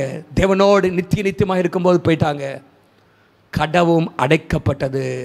என்னாச்சா? கதவு, the door was shut. கடைசி வாய்ப்பு போயிடுச்சு. நல்லா கவனிங்க, இப்போ கதவு திறந்திருக்கு இன்னைக்கு, ஆனால் ஒரு நாள் கதவு அடைக்கப்படும். இது எங்கெல்லாம் பார்க்குறோம்? பேழையில் பார்க்குறோம். அப்படி தானே முதல் முறை கர்த்தர் இந்த உலகத்தை அழிச்ச பொழுது கர்த்தர் கதவை அடைத்தார்னு போட்டு கதவை அடைத்தார். உள்ளே விட்டு வெளியே அடைச்சிட்டாரு. பாருங்கள், ஒருத்தனுமே ஆயத்தமாக இல்லை. நோவா, அவருடைய குடும்பத்தார், பிள்ளைகள், மருமக்கள் எல்லாம் அவர்கள் ஆயத்தமாக இருந்தார், உள்ளே போய்விட்டார்கள். கர்த்தர் கதவை அடைத்தார். இத்தனை வருஷங்கள் இன்னுமாக பேழை செய்து 7 நாட்கள் அவன் காத்து கொண்டே இருக்கிறான். எல்லா மிருகங்களும் ஜோடி ஜோடியாக வருது, எல்லாம் வந்து கொண்டிருக்கிறது. ஆனால் மனுஷன் வரல, எதிர்பார்த்துட்டே இருக்கிறான். கதவு திறந்திருக்கு திறந்திருக்கு திறந்திருக்கு, ஆனால் ஒரு நேரத்தில் அடைக்கப்பட்டுருச்சு. அடைச்ச உடனே போய் தட்டிருக்கான். அவன் யாரை போய்ட்டு தட்டியிருப்பாங்க. மழை வந்தோடனே போய் என்ன பண்ணியிருப்பான்? ஐயா, நோவா, தாத்தா, மாமா, ஐயா அப்படின்னு பல வந்து சொல்லியிருப்பான். திறங்க திறங்க, மழை வருது, நீங்கள் சொன்ன மாதிரி வந்துருச்சு. அப்புறம் கதவை என்னாச்சு? நோவா சொல்லியிருப்பார், சாவி ஏன்ட்டு இல்லைப்பா, கத்தர் எடுத்துட்டு போயிட்டாருனாங்க. வெளியே அடைச்சி விட்டாரு. உள்ளே அடைச்சிருந்தா கூட கொஞ்சம் இறக்கப்பட்டு, ஏப்பா இவன் பக்கத்துட்டு வரக்கா வந்து விட்டுருவோம், பாவம் இவன் எனக்கு அப்பப்போ எனக்கு கொஞ்சம் ரசம் மோரெலாம் கொடுத்தான், சாப்பாடு கொடுத்தான், அவனை விட்டுருவான்னு விட்டுருப்பாரு. ஆனால் பாருங்கள், பல உதவிகள் செஞ்சுருக்கலாம். கர்த்தரோடு உள்ள உறவு, விசுவாசம் இல்லாட்டா நம்முடைய வாழ்க்கையில் காணிக்க போட்டிருக்கலாம், பல காரியங்களை செஞ்சுருக்கலாம். தேவனோடு உள்ள அந்த அந்த அந்த விசுவாசம், உறவு, அந்த அந்த தேவனோடு உள்ள நெருக்கமான ஒரு வாழ்க்கை நம்முடைய வாழ்க்கையில் அவசியம். நல்லா கவனிங்க, it's a tragic line in all scripture. கதவு அடைக்கப்பட்டது. கதவு திறக்கிற வரைக்கும் நமக்கு ஆசீர்வாதம், மூடிடுச்சுன்னா அப்புறம் மூடப்பட்ட கதவு திறக்காது. அதாவது வாய்ப்புகள் அடைக்கப்பட்டுச்சுன்னா, when the door of grace, door of opportunity once closed cannot be opened. There is no chance after the door is closed, second chance. கதவு அடைக்கப்பட்ட பிற்பாடு இன்னொரு வாய்ப்பு கிடையாது. அதுதான் நீங்க வேதத்தில் வாசிக்கிறோம். பாருங்க, இன்னைக்கு நம்ம வாழ்க்கையில சீரியஸா எடுக்கணும் இதை. ஹல்லேலூயா. If you wait till the last moment to get serious with God, it might be too late. Get serious with God. ஆண்டவரோடு இருக்கிற காரியத்தில் கொஞ்சம் சீரியஸாக இருங்க. அப்புறம் பார்த்துக்கலாம் அப்படின்னு போகக்கூடாது. நீங்கள் நல்லா கவனிங்க. ஒரு முறை ஒரு நபருக்கு கேன்சர் வந்துருந்துச்சான். கொஞ்சம் அறிகுறி இருந்துச்சான். சரியாக உடம்பு ஃபங்க்ஷன் ஆகலை. ஏதோ கொஞ்சம் ஃபீலிங் ஒரு மாதிரி. அந்த நபர் வந்து he did not feel right, enough body was not functioning properly. அப்போ மனைவி சொன்னாங்களா, போய் டாக்டரை பாருங்க அப்படின்னு சொன்னாங்களா. என்ன சொன்னாங்க? டாக்டரை பாருங்க. அது சொன்னால் டாக்டர் கண்டிப்பாக பார்க்கணும், ஆனால் இப்போ நேரம் இல்லை அப்படின்னாராம். கொஞ்சம் பிஸியாக இருக்கிறேன், இந்த வாரம் பார்க்க முடியாது, ஒருவேளை அடுத்த வாரம் பார்க்கலாம் அப்படின்னாராம். அடுத்த வாரம் பார்த்தீங்கன்னா இன்னும் கொஞ்சம் அந்த சிம்டம் கொஞ்சம் கூட்டிகிட்டே இருந்துச்சான், அந்த கேன்சருக்கான காரியம். அப்போ ஒய்ஃப் கேட்டாங்களா, டாக்டர்கிட்ட அப்பாயின்மெண்ட் வாங்கிட்டீங்களா அப்படின்னு கேட்டாங்களாம். டாக்டர்கிட்ட அப்பாயின்மெண்ட்டு அவர் சொன்னாராம், வாங்கணும் ஆனால் இன்னும் வாங்கலை அப்படின்னு சொன்னாராம். நான் நிச்சயமாக வாங்கிடுவேன், நாளைக்கு வாங்கிடுவேன் அப்படின்னு சொல்லி தள்ளி போட்டுக்கிட்டே இருந்தாராம். புட்ஸ் ஆஃப் அவர் தள்ளி போட்டுக்கிட்டே இருந்தார். ஆனால் ஒரு நேரத்தில் ரொம்ப மோசமாயிருச்சு. டாக்டர்கிட்ட கண்டிப்பாக போகணுங்கிற நிலைமை வந்துருச்சு, வேற வேலையாக பார்க்க முடியாதுங்கிற நிலைமை வந்துருச்சு. அந்த நேரத்தில் டாக்டரை போய் பார்த்தா டாக்டர் சொல்லிட்டாரு, ஒன்றும் பண்ண முடியாதுன்ட்டார். என்ன பண்ணிட்டாரு? ஒன்றும் ரொம்ப லாஸ்ட் ஸ்டேஜுக்கு போயிடுச்சு, ஒன்றும் பண்ண முடியாது, உங்கள் கடவுள் தான் உங்களை காப்பாற்றணும் அப்படின்ட்டார். ஆண்டவர் காப்பாற்றுவார் இப்படிப்பட்ட சூழ்நிலை. ஆனால் கிருபையை நம்ம அப்படி போக்கடிச்சிட்டே இருந்தோன்னா என்ன செய்ய முடியாது? காப்பாற்ற முடியாது. யாரும் காப்பாற்ற முடியாது. 120 வருஷம் பிரசங்கம் பண்ண நோவாவால் காப்பாற்ற முடியாது. அந்த பேழையே கட்டின நோவாவாலே காப்பாற்ற முடியல. பாருங்கள், இந்த இடத்துல என்ன சொல்லப்பட்டுக்கிறது? நம்முடைய வாழ்க்கையில் சில காரியத்தை நம்ம சீரியஸாக எடுக்கணும். ஒரு எல்லாம் சொல்லுங்க பார்க்கலாம். சின்ன பிரச்சனைக்கு இப்போ இந்த சம்பவத்தில் அவர் தள்ளிப்பட்டு போனார். ஆனால் ஒரு சின்ன பிரச்சனை, பல்வலி, கேன்சரு, வைத்த வலி அப்படின்னா என்ன பண்ணுறோம்? சீரியஸாக எடுத்து டாக்டரை பார்க்க போகிறோம். ஆனால் அதை அப்படியே விட்டுட்டே இருந்தோன்னா பிரச்சனை நமக்கு கொடுக்குன்னு நமக்கு தெரியும். ஆனால் ஆவிக்குரிய ஜீவியத்தில் மாத்திரம் சில காரியங்கள் நம்ம சீரியஸாக எடுக்கிறது இல்லை. நம்முடைய வாழ்க்கையில் ஆண்டவரோடு நெருங்க வேண்டும், பரிசுத்தமாக வாழ வேண்டும், பாவத்தை வெறுக்க வேண்டும். இயேசு சீக்கிரமாக வந்து விடுவார். ஆகவே நான் ஆண்டவரோடு இருக்கிற உறவில் இன்னும் பலப்பட வேண்டும், பாவத்தை விட்டுவிட வேண்டும், தேவனுக்கு பிரியமில்லாத காரியத்தில் உதறி தள்ள வேண்டும் என்கிற காரியத்தில் நம்ம சீரியஸ் எடுக்கிறது இல்லை. Get serious before it is too late. பாருங்க, இங்கே என்ன சொல்ல, கதவு அடைக்கப்பட்டது. ஒரு பக்கம் இது ஒரு டிராஜிக்காக இருக்கலாம், ரொம்ப சோகமான ஒரு வார்த்தையாக இருக்கலாம். கதவு அடைச்சிருச்சு, உள்ளே போக முடியாது. ஆனால் ஆயத்தமாக இருந்தவர்களுக்கு ஆண்டவர் கதவை உள்ளே வச்சு அடைச்சிட்டார். அல்லேலூயா. they were shut in, these people were shut out. அவங்கள உள்ளே வச்சுட்டாரு.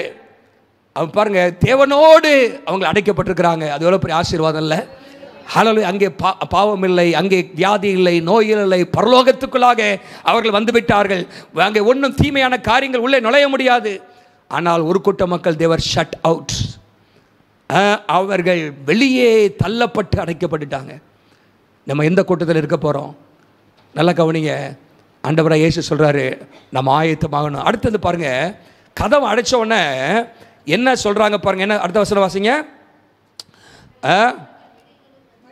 மற்ற கன்னிகைகளும் வந்து ஆண்டவரே எங்களுக்கு, நல்லா கவனிங்க, ஆண்டவரே ஆண்டவரேங்கிறாங்க.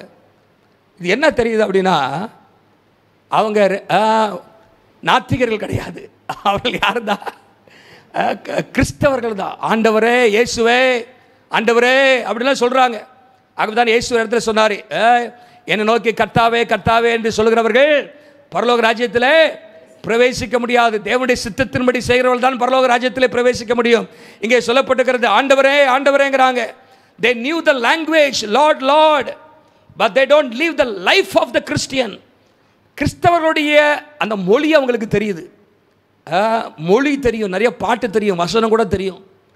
They know the language of a Christian, but they don't live the life of a Christian. கிறிஸ்தவ மொழி பேசினா மாத்திரம் போதிய தெரியாது, கிறிஸ்தவ வாழ்க்கை வாழணும். ஒரு சொல்லுங்க பார்க்கலாம். இந்த இடத்துல உங்கள் வாழ்க்கை மாறாத பட்சத்தில் நம்முடைய வாழ்க்கையில் மாற்றத்தை பார்க்க முடியாது. என்ன ஆண்டவர் சொல்கிறாருன்னா, உங்களை தெரியாது அறியேங்கிறாரு பாருங்க. இவங்களாம் யாருன்னு சொன்ன நான், இந்த 10 பேரும் சபைக்குள்ளே இருக்கிற ஆள் தான். கொஞ்சம் பேரை பார்த்து என்ன சொல்கிறார் ஆண்டவர்?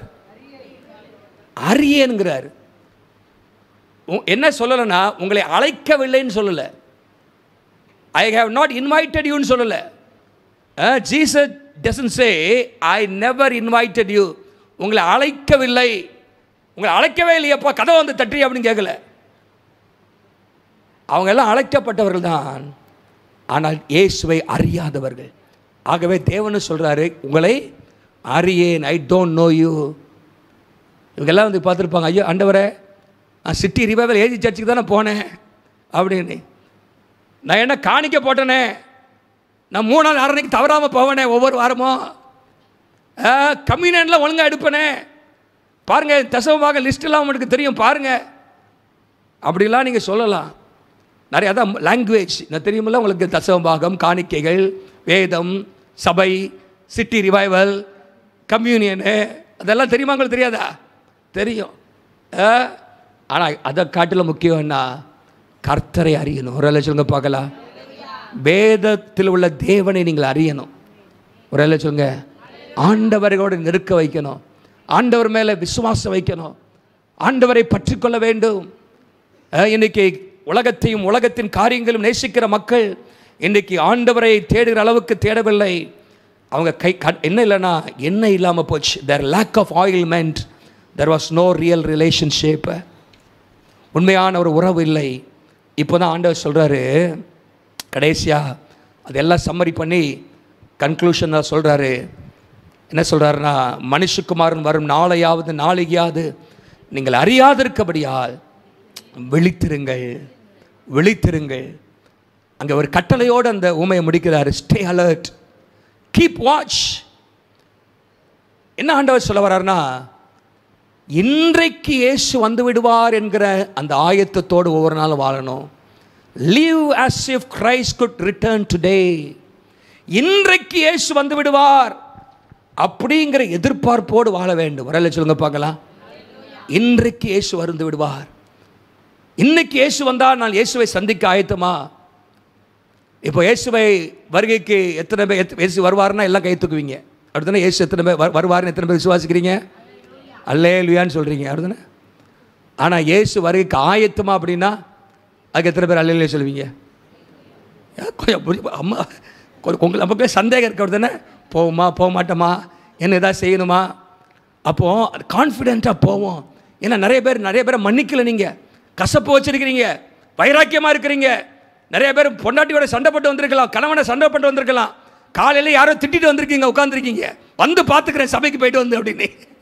சில ஆட்கள் சர்ச்சுக்கு போயிட்டு வந்து பார்த்துக்கிறேன் அவனையா அப்படின்னு சொல்லிட்டு வந்து ஆளாக இருக்கும். பாருங்க, இப்படி கசப்பு, வைராக்கியம், வெறுப்பு இதெல்லாம் வச்சுக்கிட்டு எப்படி ஆண்டவர் சொல்வார்? அரியன் இருவார். பாருங்கள் என்ன ஆண்டவர் சொல்கிறாருன்னா, நம்ம ஆயத்தமாகணும். அல்லேலூயா. பைபிள் வாசித்தா மாத்திரம் போதாது, கீழ்ப்படியணும் அதுக்கு. அல்லேலூயா. பரிசுத்தமாக இருக்க வேண்டும். முழு உலகமே அசுத்தத்தில் இருக்கும் பொழுது, முழு உலகமே அக்கிரமத்திலும் பாவத்திலும் இருக்கும் போது, நோவா தன் காலத்தில் இருந்தவர்களுக்குள்ளாக உத்தமனாக இருந்தான், நீதிமானாக இருந்தான், தேவனோடு சஞ்சரித்து கொண்டிருந்தான். அதெல்லாம் முடிந்தது. அவனுக்கு குடும்பத்தை கவனிக்க முடிந்தது, ஆண்டவர் சொன்னதை நிறைவேற்ற முடிந்தது, தேவன் கொடுத்த கட்டளையை நிறைவேற்றிக் கொண்டே இருந்தான், குடும்பத்தையும் ஆயத்தப்படுத்தி கொண்டே இருந்தான். ஆண்டவர் சொல்லிட்டார், இப்போ எனக்கு வேலை இருக்குன்னு சொல்லி குடும்பத்தை விட்டுல. அதே சமயத்தில் குடும்பத்தை இருக்குன்னு சொல்லி கர்த்தர் செய்ததும் சொன்னதையும் செய்யாமல் விடல. கர்த்தர் சொன்னதையும் செஞ்சுக்கிட்டே இருந்தான், குடும்பத்தையும் கவனிச்சுட்டே இருந்தான். ஒரு சொல்லுங்க பார்க்கலாம். ரெண்டுலுமே பேலன்ஸாக இருந்து குடும்பத்தையும் காப்பாற்றிட்டாரு, ஆண்டவர் சொன்ன வேலையும் அப்படியே செய்து முடித்தார். அல்லேலூயா. இன்றைக்கி கர்த்தர் நமக்கு ஒரு வேலையை கொடுத்திருக்கிறார். ஆண்டவருக்காக வாழ வேண்டும் என்பது மாத்திரமல்ல, சுவிசேஷத்தை அறிவிக்க வேண்டும் என்கிற வேலையும் ஆண்டவர் தந்திருக்கிறார். ஒவ்வொரு கிறிஸ்தவனுக்கு ஆண்டவர் தந்திருக்கிறார். ஒவ்வொரு சபைக்கு ஒரு மிஷனை ஆண்டவர் தந்திருக்கிறார். ஊழியத்தை ஆண்டவர் தந்திருக்கிறார். ஆகவே ஒவ்வொரு நாளும் அந்த ஆயத்தத்தோடு நம்ம இருக்க வேண்டும். நிறைவேற்றிக் கொண்டே இருக்க வேண்டும். live as if Christ could return today. இன்றைக்கு இயேசு வந்தாலும் நான் போக ஆயத்தமாக இருக்கணும். ஹல்லேலூயா. அவர் இன்னைக்கு வருவார் என்கிற அந்த எதிர்பார்ப்போடு நம்ம வாழணும். ஒரு சொல்லுங்க பார்க்கலாம். இன்றைக்கி வரக்கூடாதுப்பா, கொஞ்ச நாள் கழித்து வரட்டும், ஏகப்பட்ட வேலை இருக்குது, இந்த வீடு கட்டி முடிக்கணும், அந்த கடன்காரன் எனக்கு 5 லட்ச ரூபா தரணும், தந்துட்டு அவன் இதெல்லாம் செஞ்சணும், இப்படி நிறைய உலகத்தை பிளானே நம்ம போட்டுட்ருக்குறோம். நம்ம எல்லாம் ஹல்லேலூயா செட்டில் பண்ணிட்டு ஆண்டவருக்கு இப்போ ரெடியாக இருக்கணும். ஹல்லேலூயா. அதுக்குன்னு வீட்டுக்குள்ளே உட்காந்துட்டு ஆண்டவரே வாரம் ஜெபம் பண்ணிட்டுருக்குல்ல, நம்ம வேலையும் செய்யணும். ஹல்லேலூயா. தெசலோனிக்க மக்கள் அப்படி செஞ்சாங்க. எல்லாத்தையும் வேலையெல்லாம் விட்டுட்டு வீட்டுக்குள்ளே உட்காந்து ஆண்டவரே வாரம். அப்போ மனைவி வந்து கேட்டா, நீங்கள் வாரவன்னு சொல்லிட்டு சோறு யார் போடுவா அப்படி ஆண்டவரே கேட்குறாரு. அப்போ வேலையை செய்யணும், ஆயத்தமாக இருக்கும். நீங்கள் பாருங்கள், இந்த அதுக்கு தொடர்ந்து இருக்கிற வசனத்தில் ஆண்டவர் சொல்கிறாரு, முதல்ல வந்து ஆயத்தமாக இருக்கணும் அப்படின்னு சொல்கிறாரு. ஆயத்தமாக இருக்கிற அந்த நேரத்தில் நம்ம கொடுத்த தாளந்துகளையும் பயன்படுத்திகிட்டே இருக்கணும். Labour faithfully for God. ஆண்டவருக்காக வேலை செஞ்சுட்டே இருக்கணும்.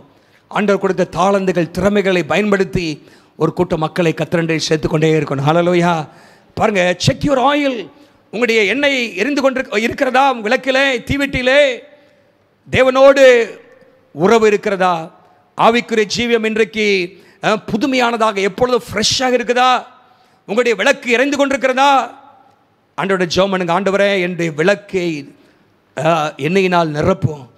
Refresh my heart, restore my fire. எனக்குள்ளாக அந்த அக்கினி எப்பொழுதும் எரிந்து கொண்டே இருக்கட்டும் என்று சொல்லி ஜெபம் பண்ணுங்கள். உங்களுடைய வாழ்க்கையில் எப்பொழுதும் எண்ணெய் உடையவர்களாக இருங்கள். ஹல்லேலூயா. இப்போ ஆயத்தமாக இருக்குன்னா 2 காரியத்தை சொல்லி முடிச்சிடுறேன். ஒன்று, எப்போவுமே பரிசுத்தமாக இருக்க காத்துக்கொள்ளுங்கள். ஹல்லேலூயா. பரிசுத்தம். ஆண்டவர் விரும்புகிறது பரிசுத்தம். நான் பரிசுத்தர், நீங்களும் பரிசுத்தாக இருங்கள். 1 யோவான் 3 சொல்லுகிறது. 1 யோவான் 3:3 அவர் மேலே இப்படிப்பட்ட நம்பிக்கை வைத்திருக்கிறவன் அவர் சுத்தமுள்ளவராக இருக்கிறது போல தன்னையும் சுத்திகரித்துக் கொள்கிறான். எப்படிப்பட்ட நம்பிக்கை? இயேசு வருவார் என்கிற நம்பிக்கை, இயேசு பரிசுத்தர் என்கிற நம்பிக்கை, இயேசு என்னை மறுபடியும் கூட்டிக் கொண்டு போக வருகிறார் என்கிற நம்பிக்கை உடையவர்கள். அவர் பரிசுத்தராக இருக்கிறது போல என்னவா இருக்கணுமா?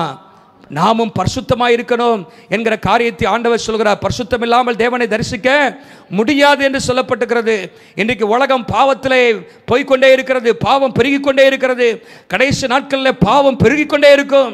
கடைசி நாட்களில் கொடிய காலங்கள் வரும் என்றெல்லாம் நாம் வேதத்தில் வாசிக்கிறோம். இன்னைக்கு பரிசுத்தம் வேதம் சொல்கிறது. சங்கீதம் 15:1-2 வாசிக்கிறோம். கர்த்தாவே, யார் உம்முடைய பர்வதத்தில் கூடாரத்தில் தங்குவான்? யார் உம்முடைய பரிசுத்த பர்வதத்தில் வாசம் பண்ணுவான்? உத்தமனாய் நடந்து நீதியை நடப்பித்து மனதார சத்தியத்தை பேசுகிறான். ஹல்லேலூயா. மனதார சத்தியத்தை பேசணும். பொய் சொன்னால் எங்கே போவீங்க? பைபிளில் போட்டிருக்கா? வெளிப்படுத்தல் 21:8 வாசிக்கிறோம். பயப்படுகிறவர்கள், அவிசுவாசிகள், அருவருப்புக்காரர்கள், கொலைபாதகர்கள், பொய்யர் அனைவரும் எங்கே போவாங்களாம்? 2ஆம் மரணமாகி அக்கினியும் கந்தமரிட கடலே. பொய் எடுத்தாலே பொய் வந்துச்சுன்னா ஆண்டவர் சொல்கிறாரு, எங்கே? நரகம் நமக்கு ஆயத்தமாக இருக்கிறது.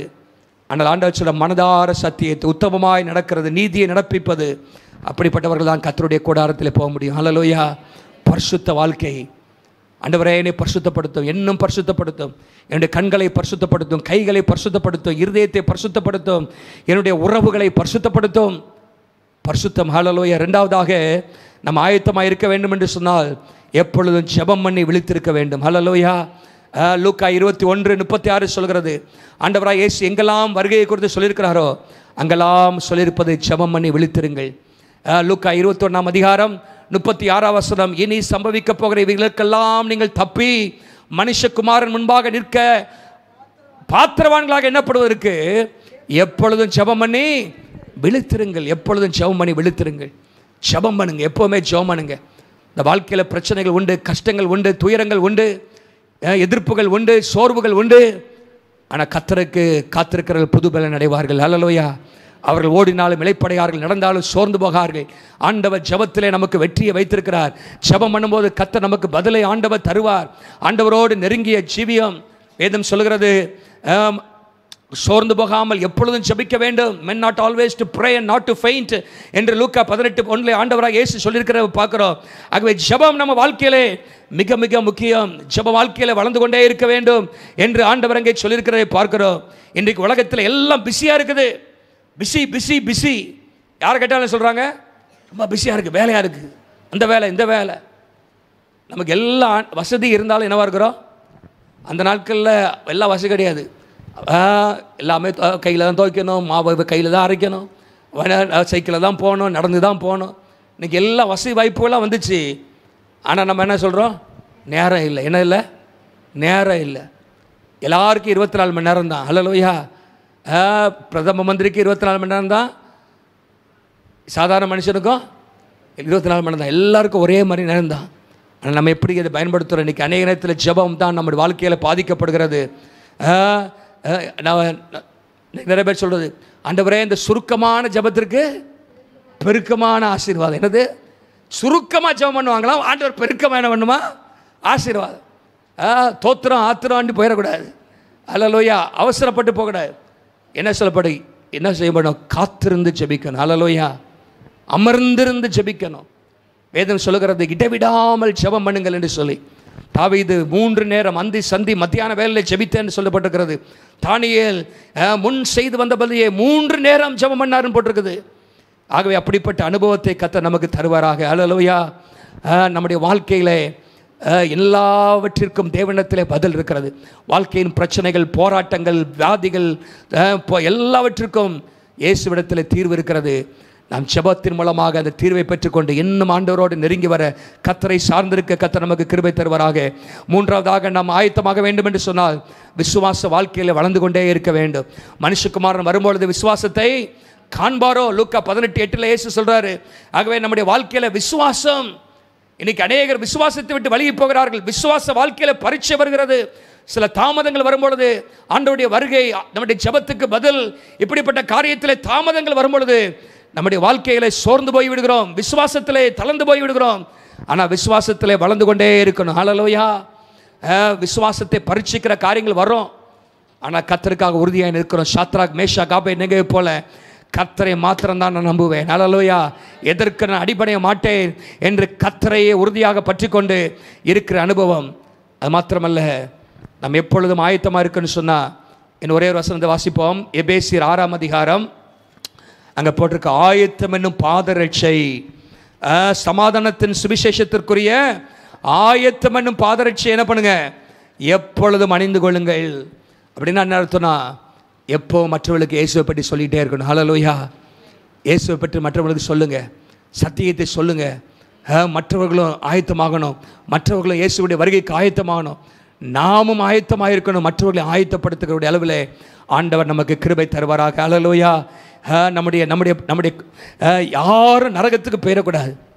பாருங்கள், வெளிப்படுத்தின விசேஷத்தில் நான் அன்றைக்கி கடந்த ஒரு வாரம் வெளிப்படுத்தின விசேஷத்தை நான் வாசித்து கொண்டிருந்தேன். 20ஆம் அதிகாரத்தை வாசிக்கும் பொழுது அங்கே சொல்லப்பட்டிருக்கிறது 19:20 அங்கே சாத்தான், கள்ளத்திற்கு எல்லாம் ஒரு பக்கம் நரகத்தில் தள்ளப்பட்ட பிற்பாடு வெள்ளை சிங்காசன நியாயத்தீர்ப்பு வருது. அதை பார்த்தீங்கன்னா எல்லாரும் ஆரம்பத்திலிருந்து அன்றைக்கு வரைக்கும் மரித்தவர்கள் எல்லாரும் முன்னாடி வந்து நிற்கிறாங்களாம். எல்லா சகல பாவிகளும், எல்லா மதத்தை சேர்ந்தவர்கள், இந்த உலகத்திலே பிறந்தவர் அனைவரும், இயேசு அறியாதவங்க எல்லாம் வெள்ளை சிங்காசன நியாயத்தீர்ப்பு நிற்கிறாங்க. ஜீவ புஸ்தகத்தில் அவர்களுடைய பேர் எழுதப்படவில்லை. அவர் எல்லாரும் பைபிளில் போட்டிருக்கு. என்ன செய்கிறாருன்னா, வெள்ளை சிங்காசன நியாயத்தீர்ப்பில் என்ன போட்டிருக்காங்க? 20ஆம் அதிகாரத்தில் அவர் எல்லாரும் அக்கினி கடலிலே தள்ளப்பட்டார்கள். மரணமும் பாதாளமும் அக்கினி கடலில் தள்ளப்பட்டன. இவர்களும் எல்லா மக்களும் எல்லாரும் இயேசுவை அறியாத பாவத்திலே வாழ்ந்த எல்லாரும் அக்கினி கடலில் தள்ளப்பட்டார்கள். இதை பார்க்கும்போதே பாருங்கள், அக்கினி கடலில் தள்ளப்பட்டார்கள்னா நித்தியமாக தள்ளப்பட்டார்கள், நிரந்தரமாக அங்கேயே இருக்கும்படி தள்ளப்பட்டார்கள். எவ்வளோ பயங்கரமான ஒரு காரியம். போய் தள்ளி விட்டு இப்படி இழுத்துட்டு வரதில்லை, கொஞ்ச நேரம் இருந்துட்டு வரல, கொஞ்ச நேரம் பாருங்கள். அந்த அந்த அந்த அக்கினியில், இந்த ஏரோப்ளேனில் மறிச்சு 240 எத்தனை டிகிரி, 1000 டிகிரி செல்சியஸாக இருந்துச்சு அந்த அந்த அந்த அந்த அந்த அனல். நமக்கு 50 டிகிரியேங்கிறது வெயில் சூரியன் அடித்தா கொதிக்குது. அப்படியே அவ்வளோ தக்க தக்க தக்க அப்படி எரிஞ்சு சாம்பலாக போயிட்டாங்க கொஞ்ச நேரத்துக்குள்ளாக. ஆனால் சாகவும் மாட்டோம், எரிஞ்சுக்கிட்டே இருப்போனா எப்படி இருக்கும் பாருங்க. அப்படிப்பட்ட ஒரு காரியம் நடக்க போதான். ஆண்டவர் அப்படி செய்வாரா? நல்ல ஆண்டவர் அப்படி செய்வாரானா? அப்படி போட்டிருக்கேன். ஏன்னா அவர்கள் ஆண்டவரை ஏற்றுக்கொள்ளவில்லை. அதான் தேவ மனுஷன் சொல்கிறாரு, hell is not man's God's choice, hell is man's choice. நரகம் என்பது தேவனுடைய தெரிந்தெடுப்பு இல்லை. யாரும் நரகத்துக்கு போவதுக்கு ஆண்டவருக்கு விருப்பம் இல்லை. எல்லாரும் பரலோகத்துக்கு போனால் கர்த்தர் விரும்புகிறாரு. ஆனால் நரகத்தை மனுஷன் தெரிந்து கொள்கிறார். கர்த்தர் வேண்டாம் என்று சொல்லும் பொழுது, தேவனை ரிஜெக்ட் பண்ணும் பொழுது, இயேசுவை மறுதலிக்கும் பொழுது, இயேசுவோடு இந்த எனக்கு ஐக்கியம் உறவு வேண்டாம், இயேசு எனக்காக சிந்தின இரத்தத்தை நான் நம்பவில்லை, அவருடைய இரத்தத்தினால் எனக்கு பாவ மன்னிப்பு உண்டு என்பதை நான் நம்பவில்லை என்று சொல்லி ஒரு மனுஷன் அதை நிராகரிக்கும் பொழுது அவனே நரகத்தை தெரிந்து கொள்கிறான். Hell is not God's choice, hell is man's choice. நம்முடைய வாழ்க்கையில் பாருங்கள், ஆண்டவர் நீதி உள்ளவர், அன்புள்ளவர் தான். அவர் பொறுமையாக இருந்துக்கிட்டே இருக்கிறார். இன்னைக்கு வரைக்கும் பொறுமையாக இருக்கிறார். ஹல்லேலூயா! எவ்வளவு பொறுமையாக இருக்கிறார். எல்லாரும் மனம் திரும்பன்னு பொறுமையாக இருக்கிறார். ஆனால் மக்கள் அவரை நிராகரிக்கும் பொழுது அவர்களே நரகத்தை தெரிந்து கொள்கிறார்கள். ஆனால் நம்ம பாரத்தோடு ஜெபம் பண்ணணும். ஹல்லேலூயா! யாரும் அந்த நித்திய நரகத்துக்கு போயிடக்கூடாது. நம்முடைய குடும்பம் போயிடக்கூடாது. சபைக்குள்ள இருக்கிறவங்க போயிடக்கூடாது. சர்ச்சுக்கு வந்து பாருங்கள், சர்ச்சுக்கு வந்து ஒவ்வொரு வாரமும் பிரசங்கம் கேட்டு ஆண்டவரை பாடி துதிச்சு நம்முடைய வாழ்க்கையில் பாவம் செய்து நரகத்துக்கு போயினா அது மாதிரி பரிதாபம் கிடையாது. இன்னும் பரிசுத்தமாக வேண்டும். ஹல்லேலூயா! ஆகவே தான் வேதம் இப்படியாக முடிக்கிறது. இதோ சீக்கிரமாய் வருகிறேன் என்று இயேசு சொல்லிவிட்டு சொல்கிறார், பரிசுத்தமாகிறவன் இன்னும் பரிசுத்தமாகட்டும், நீதி செய்கிறவன் இன்னும் நீதி செய்யட்டும். ஆகவே நம்முடைய வாழ்க்கையில் பரிசுத்தத்தின் மேலே பரிசுத்தம் அடைய ஆண்டவர் சீக்கிரம் வரப்போகிறார். ஹல்லேலூயா! ஹல்லேலூயா! ஆகவே பல காரியங்கள் இங்கே சொல்லப்பட்டாலும் 3 காரியத்தை ஆண்டவர் இங்கே சுருக்கி சொல்கிறார். ஒன்று, மணவாளன் வரப்போகிறார். ஹல்லேலூயா! The bridegroom is coming. ரெண்டாவது, அவர் வர நேரம் நமக்கு தெரியாது. Nobody knows the time of his coming. மூணாவது ஆண்டவர் சொல்றாரு, ஆகவே ஆயத்தமாயிருங்கள், ஆகவே ஆயத்தமாயிருங்கள். என்னை எப்பொழுதும் உடையவர்களாயிருங்கள், தேவனோடு நெருக்கமான உறவு உடையவர்களாயிருங்கள். உங்களுடைய வாழ்க்கையில் பாரம்பரியத்தில் நீங்கள் பெருமை பாராட்டி கொண்டிருக்காதுங்கள். அனுதினமும் தேவனோடு உறவு, பரிசுத்த வாழ்க்கை, நீதி உள்ள வாழ்க்கை, ஆண்டவருக்கு மகிமை கொண்டு வருகிற வாழ்க்கை, ஹல்லேலூயா, அர்ப்பணிக்கப்பட்ட ஒரு வாழ்க்கை, உலகத்தை வெறுக்கிற வாழ்க்கை, சிலுவை என் முன்னே உலகம் என் பின்னே என்று சொல்லி சிலுவையை முன்பாக வைத்து ஓடக்கூடிய ஒரு வாழ்க்கை, சுய வெறுப்பின் வாழ்க்கை, தியாக வாழ்க்கை, இதுதான் நம்முடைய வாழ்க்கையில் இருக்கக்கூடிய எண்ணெய். இந்த எண்ணெய் குறைஞ்சு விடாதபடிக்கு, இந்த எண்ணெய் எப்பொழுதும் நிரம்பி இருக்க, இந்த எண்ணெய் எப்பொழுதும் புதுமையாக இருக்க நம்முடைய வாழ்க்கையில கர்த்தர் கிருபை தருவாராக. ஹல்லேலூயா! மணவாளனோடு நித்தியமாக நம்ம இருக்க போகிறோம். ஹல்லேலூயா! அந்த வாழ்க்கையை ஒரு பெரிய நித்தியமாக பாருங்கள். நித்தியம்னா அது நித்தியம். ஹல்லேலூயா! அது நிரந்தரமான ஒரு வாழ்க்கை. இந்த உலகத்தில் மனுஷனுடைய வாழ்க்கை கொஞ்சம்தான். 100 வயசு வாழ்ந்தாலுமே பாருங்கள். இப்போ இந்த இதை வந்து 2025 ஒருத்தர் 1925 பிறந்தாலும் அவர் சாவும்போது என்ன போடுறாங்கன்னா, இல்லை 1925 ஒரு சின்ன டேஷ் போட்டு 2025 போடுறாங்க. அப்போ அத்தனை வாழ்க்கையும் ஒரு சின்ன டேஷ் தான். அதுதானே சின்ன டேஷ். 50 வருஷமோ 100 வருஷமோ 70 வருஷமோ 90 வருஷமோ வாழ்ந்தாலும் இந்த சின்ன டேஷ் தான். ஆனால் நித்தியம் என்பது நீளமானது. ஹல்லேலூயா! அந்த நீளமான வாழ்க்கைக்காக கர்த்தர் நம்மை ஆயத்தமாக இருக்குன்னு சொல்கிறாரு. நம்ம எல்லாம் எழும்பி நிற்போமா? எழும்பி நிற்போம்.